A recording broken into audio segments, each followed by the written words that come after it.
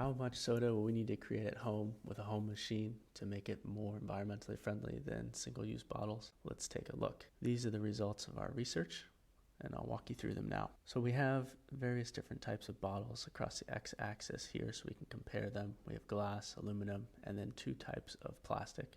The single serving type, which is about half a liter, which is about almost 17 ounces.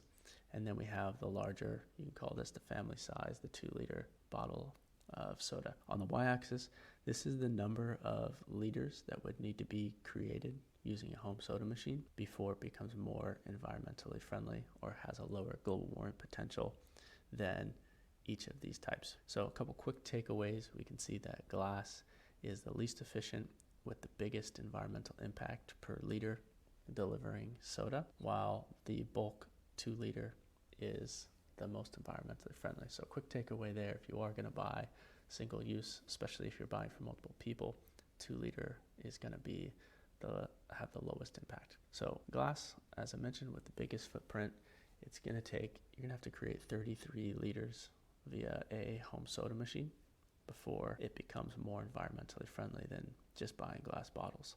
In future videos, we'll walk through the various different scenarios, including the refills needed for the soda machine and how much money that would all cost and how long it will take. Plastic and aluminum are actually relatively close at this size of a serving. The production impact is less than glass, so it's going to take quite a bit more uses of that home soda machine before the home soda machine becomes more environmentally friendly than these two. And as I mentioned, the 2-liter is the most environmentally friendly of all in the study that we accessed. Bulk is more sustainable. So let's take a look at this by serving size. So we're previously here looking at it by liters, but they don't all come. Not all of the soda comes in liters. So let's take a look at serving size.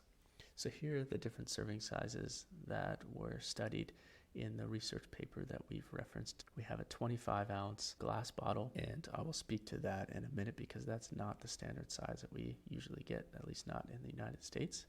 We have the large 2-liter bottle, so that's common.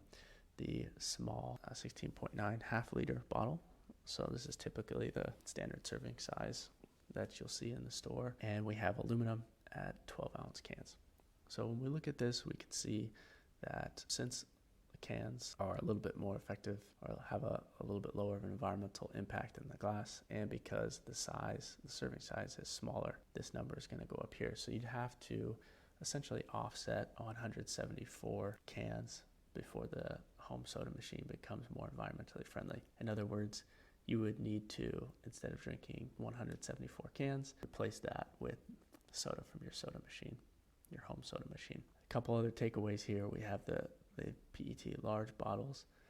Of course, we're talking about 2 liters here, so you'd have to fill 73 2-liter bottles with your home soda before the soda machine becomes more effective. So one other takeaway here, as I mentioned, with the glass bottle, typically we would see this if it is offered. It's not commonly offered, but when it is, it comes in a 12-ounce bottle.